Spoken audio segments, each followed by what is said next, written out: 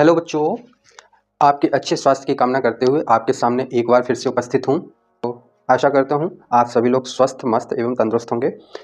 ठीक है, तो मैथ्स का जैसे मैं टॉपिक लेके चल रहा हूँ, इसी में एनसीईआरटी के अलावा कुछ और बुक्स जैसे कि आर.एस. अग्रवाल हुई, आर.डी. शर्मा हुई, इनके भी सॉल्यूशंस हम साथ साथ में देते जाएंगे। अभी क्या है, अभी स्कूलों की छुट्टियां चल रही हैं तो बच्चे घर पर हैं और हमारी भी छुट्टी है तो हमें भी टाइम मिल रहा है, तो हम प्रॉपर तरीके से अलग अलग बुक्स के सॉल्यूशन लेके आते रहेंगे। तो आज बारी है, आज हम आर.एस. अग्रवाल का चैप्टर नंबर 20 जो कि है मेंस्ट्रुएशन, क्लास 7th के लिए लेके आया हूँ। मेंस्ट्रुएशन के जहाँ तक फार्मूले हैं मैं पिछले वीडियो में देख चुका हूँ। जिन्हें फार्मूलों को विस्तार से देखना है वो हमारे मेंस्ट्रुएशन फार्मूला वाला वीडियो देख लें, जिसकी लिंक मैं इस वीडियो के डिस्क्रिप्शन बॉक्स में दे दूँगा, उससे आपका क्लियर हो जाएगा। फिर भी हम इस चैप्टर में जैसे ही एक्सरसाइज के हिसाब से फॉर्मूले भी मेंशन करता जा रहा हूँ। ठीक है, तो बच्चों सबसे पहले 20A में, एक्सरसाइज 20A में कौन कौन से टॉपिक इंक्लूड हैं। तो सबसे पहले 20A में आपको सबसे पहला टॉपिक मिलेगा perimeter and area of rectangle.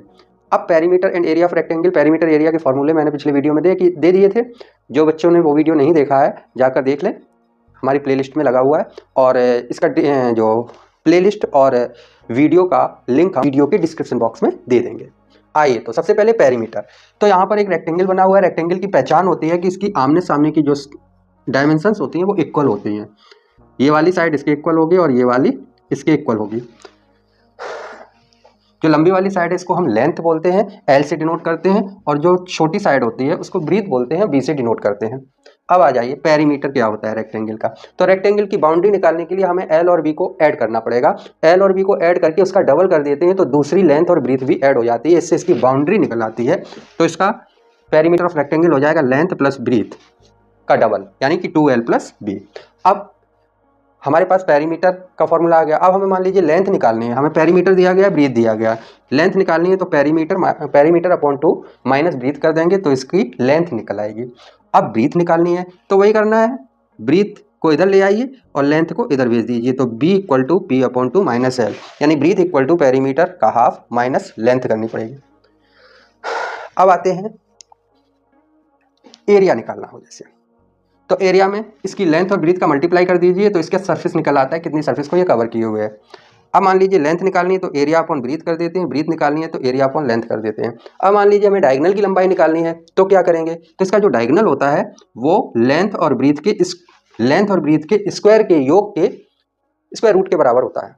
तो क्या कर देंगे, root L square plus B square इसका डायगोनल हो जाएगा।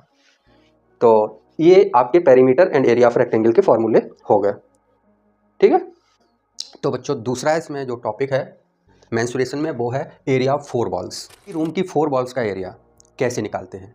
तो इसमें देखिए बेटा, एक फिगर दिया गया है जिसमें रूम का स्ट्रक्चर बनाया गया है। इसमें इस रूम की wall number 1, wall number 2, wall number 3 and wall number 4 दी गई हैं। इन्हीं 4 वॉल्स का हमें एरिया निकालना है। तो कैसे निकालते हैं इसका एरिया। तो बेटा सबसे पहले अगर इस वॉल का एरिया निकालेंगे तो हम देखेंगे कि इसमें, एक मिनट, अगर फ्रंट वॉल का हम एरिया निकालते हैं तो इसमें लेंथ और हाइट का मल्टीप्लाई करना पड़ेगा, L इंटू LH। अब चूंकि LH से इसका भी निकलेगा, इसकी बैक साइड जो दूसरी वॉल होगी उसका भी एरिया सेम होगा तो इसको डबल कर देंगे प्लस। अब आ जाइए साइड वाली जो बॉल्स है, साइड वाली बॉल का जो एरिया होगा वो ब्रीथ इंटू हाइट से निकलेगा।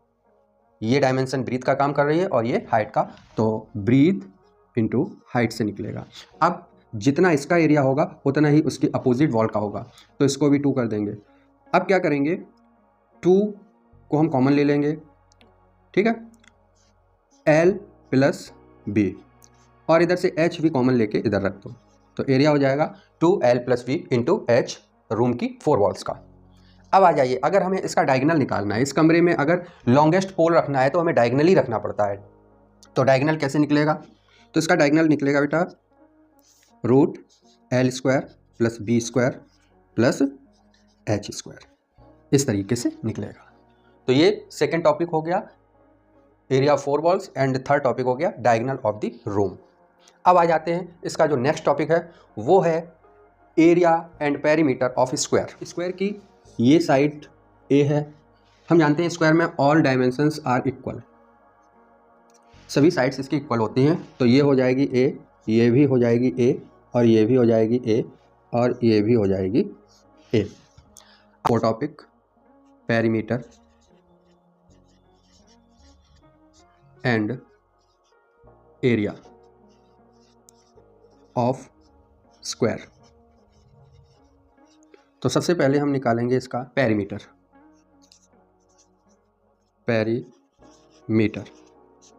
तो इसका पेरीमीटर बेटा स्क्वायर की बाउंड्री निकालने के लिए हमें इसकी 4 साइड्स प्लस कर देनी पड़ेंगी या 4 इंटू साइड कर दो, तो इसका पेरीमीटर हो जाएगा 4a। ठीक है, आगे यूनिट लिख सकते हैं जो भी यूनिट दिया गया हो। अब इसके बाद आता है, मान लीजिए हमें साइड निकालनी है इसकी, तो इसका पेरीमीटर बाई 4 करना पड़ेगा, P फॉर पेरीमीटर, ठीक है, अपॉन 4 करना पड़ेगा, तो ये साइड निकल आएगी इसकी। अब आ जाइए इसका एरिया। अगर हमें इसका एरिया निकालना है तो इसका एरिया हो जाएगा a इंटू ए यानी कि a स्क्वायर। आगे जो भी यूनिट है यूनिट स्क्वायर हो जाएगा। तो perimeter and area of square ये हो गए फॉर्मूले। अब चलते हैं इसके बाद एक्सरसाइज का क्वेश्चन नंबर 1 सॉल्व करते हैं। हाँ, तो फर्स्ट क्वेश्चन है एक्सरसाइज का, find the area of rectangle whose dimensions are, length है 4.5 मीटर एंड इसकी जो विड्थ है या ब्रीथ है वो 18 मीटर है। तो इसका सबसे पहले एरिया का फॉर्मूला लगाएंगे। Area of rectangle equal to length into breadth. Length है 24.5 इंटू बाई 18, ठीक है। अब इसका मल्टीप्लाई करेंगे, 18 5 जा 90, 9 कैरी हो गया, 9 कैरी, 18 4 जा 72, 72 और 9 हो जाएंगे 81, 81 का 1 कैरी 8, 18 2 जा 36, 36 और 8 हो जाएंगे 44,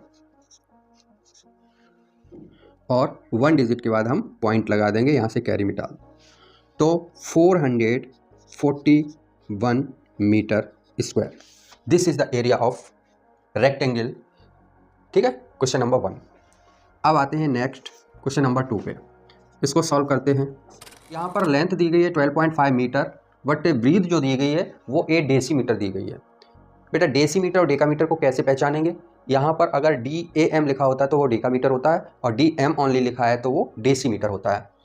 तो डेसीमीटर को हमें पहले मीटर में कन्वर्ट करना पड़ेगा, या दोनों को डेसीमीटर बना लीजिए, या तो हम जानते हैं यहाँ पे देखिए kilo, hecto, deca, metre, deci और सेंटी एंड मिली, ठीक है, मिली।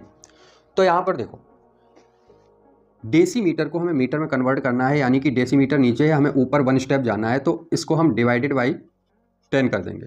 जब हम ऊपर से नीचे की ओर आते हैं तो मल्टीप्लाई होता है, और नीचे से ऊपर जाते हैं तो डिवाइड होता है। हर स्टेप में 10-10 का मल्टीप्लाई या डिवाइड होता है। जैसे मान लीजिए किलो से हमें डायरेक्ट डेका बनाना है तो 10 × 10 यानी कि 100 का मल्टीप्लाई हो जाएगा, और डेका से किलो बनाना है 10 × 10 यानी कि 100 से डिवाइड हो जाएगा। ओके, तो देखते हैं 8 डेसीमीटर इज इक्वल टू हो जाएगा 8 डिवाइडेड बाई 10 यानी कि 0.8 मीटर।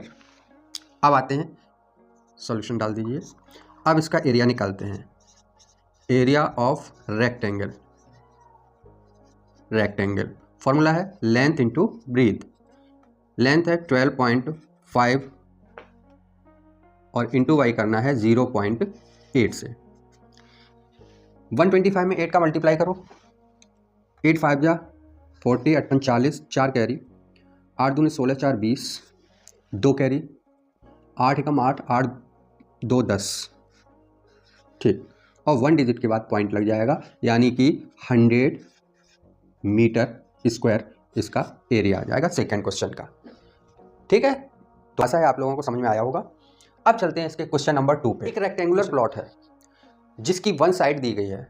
अब लेंथ है या ब्रीथ है वो हम कुछ भी मान सकते हैं, और इसके डायगोनल की लेंथ जो है वो 50 मीटर दी गई है। तो ये कहा गया है इसका एरिया फाइंड करिए।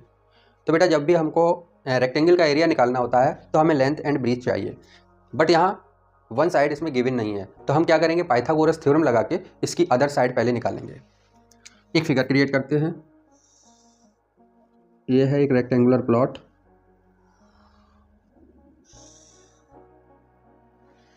रेक्टेंगुलर प्लॉट में मान लीजिए ये 48 मीटर दी गई है और ये बी दी मान ली हमने, एंड इसके डायगोनल की लंबाई जो है वो दी गई है कितनी, 50 मीटर। अब हम इसमें डायगोनल वाला फॉर्मूला लगाते हैं। हम जानते हैं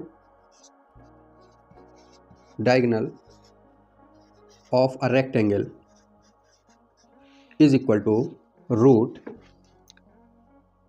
L square plus B square, ये होता है। तो डायगोनल की जगह डायगोनल की वैल्यू पुट कर देंगे 50 इक्वल्स रूट लगा देंगे, लेंथ 48 पुट कर देंगे और स्क्वायर लगा देंगे प्लस बी स्क्वायर। अब बेटा हमने पिछले में आपको बताया था जब भी स्क्वायर रूट हो तो इसको ट्रांसफ़र करते हैं दूसरी साइड तो वो स्क्वायर में चेंज हो जाता है। तो यहाँ पर हो जाएगा 50 का स्क्वायर इज इक्वल टू 48 का स्क्वायर प्लस बी का स्क्वायर, इधर से स्क्वायर रूट हट जाएगा। अब इसको ट्रांसफ़र करेंगे 50 की तरफ। पहले 50 का स्क्वायर करेंगे 600 और 48 का स्क्वायर करेंगे तो बेटा 48 का स्क्वायर डायरेक्टली कैसे करते हैं, 8 का स्क्वायर 64 कैरी 6। अब 8 और 4 का मल्टीप्लाई करेंगे और उसका दोगुना यानी डबल करेंगे, 32 दूना 64, 64 में 6 प्लस कर दो 0, 6 1 7, 70 हो गया। 4 का स्क्वायर करो उसमें 70 हो गया, 70 की हम 0 रखते हैं। अब 7 कैरी बचा। अब 4 का स्क्वायर करो 16 हुआ, अब उसमें 7 जोड़ दो, 7 को प्लस कर दो, 7 6 13 और 23, तो 23 0 4, ये आपका बी स्क्वायर का 48 का स्क्वायर आ जाएगा। अब माइनस करते हैं तो 10 में से 4 गया 6, 9 में से 0 गया 9, 4 में से 3 गया 1 एंड यहाँ 0 is equal to B square. तो v की वैल्यू हो जाएगी रूट 196, यानी कि इसकी b जो हो जाएगी इज इक्वल टू 14 मीटर। 196 का स्क्वायर रूट 14 होता है। अब हम इसका एरिया फाइंड कर लेंगे। Area of the rectangle, rectangle का एरिया लेंथ इंटू ब्रीथ। तो बेटा लेंथ हमने 48 दी थी और जो हमने ब्रीथ फाइंड की है वो 14 है। अब 14 8 जा 56 और 56 और 11 हो जाएगा 67, 672 मीटर स्क्वायर इसका एरिया हो जाएगा। यही इसका आंसर होगा। अब आते हैं इसके नेक्स्ट क्वेश्चन पर। क्वेश्चन को पहले समझेंगे कि एक रेक्टेंगल की जो डायमेंशंस हैं उनके बीच लेंथ ब्रीथ है, उनके बीच का रेशियो दिया गया है 4:3 और उन्होंने कहा अगर उसका एरिया इतने मीटर स्क्वायर हो तो आप ये बताइए उसकी फेंसिंग की कॉस्ट क्या आएगी। 1 मीटर फेंसिंग का खर्चा अगर 30 रुपये है तो पूरे खेत को फेंस कराने की एक बार कराना है यहाँ, ठीक है। कह सकते हैं फेंस का मतलब होता है चारों ओर से घेरना, तो उसे चारों ओर से घेरना है दीवार से या किसी भी चीज़ से, तो उसकी कॉस्ट क्या आएगी ये पूछा गया है। तो बेटा एक रेक्टेंगल बनाएंगे,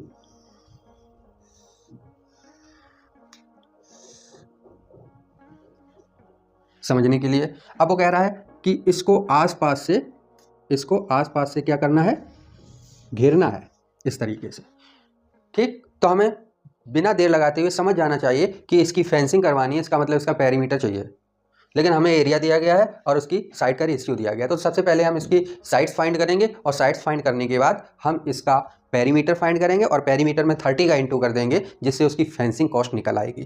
तो बेटा करते हैं solve. Let the sides of the rectangle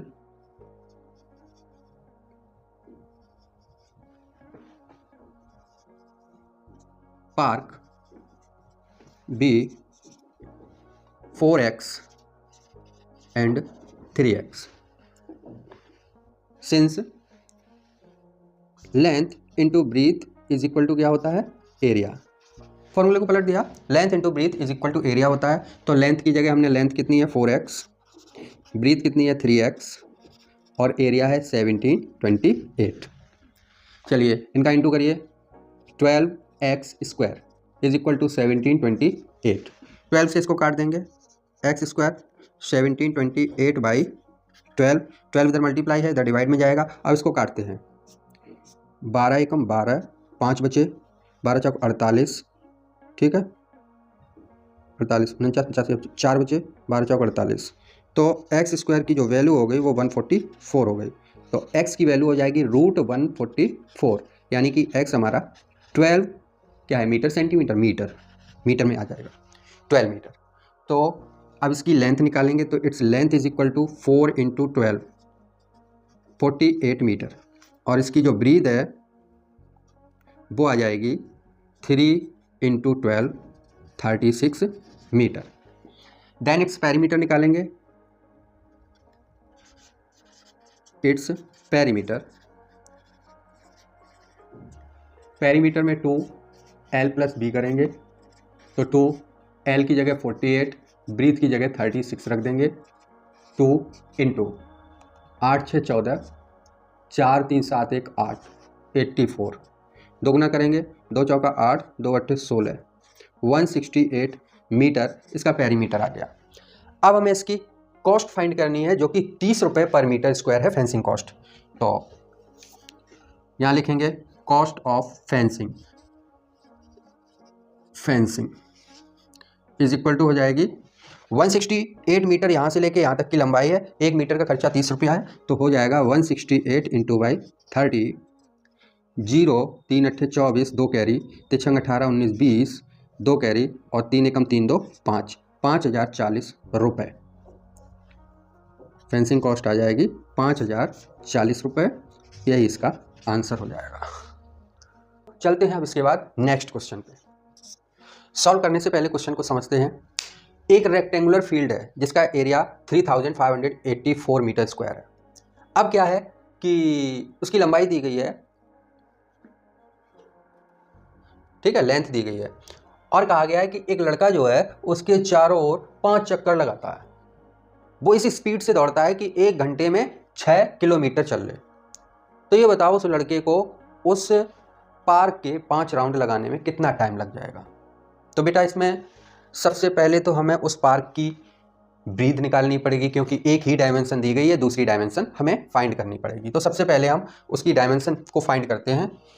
हम जानते हैं, we know that length into breadth is equal to होता है एरिया। लेंथ की जगह हम 64 पुट कर देते हैं, बी की जगह बी लिखते हैं, एंड एरिया की जगह 3584। अब b is equal to 3584 and divided by 64। चलो इसको 8 से काट देते हैं पहले। 8 8 जा 64, और 8 से इसको काटेंगे, 8 चौक 32, 3 बचा 38 हो गए, ठीक है, 8 चौक 32, ठीक है, 6 बचे, और 8 8 जा 64। अब फिर 8 से काटते हैं, 8 5 40, और 8 6 48। तो ब्रीथ जो इसकी है वो 56 मीटर आ जाएगी, ठीक है, 56 मीटर। अब हमें इसका पेरीमीटर, यानी कि उसके आसपास राउंड लगा रहा है तो उसका पेरीमीटर चाहिए होगा। तो इससे पेरीमीटर निकाल लीजिए,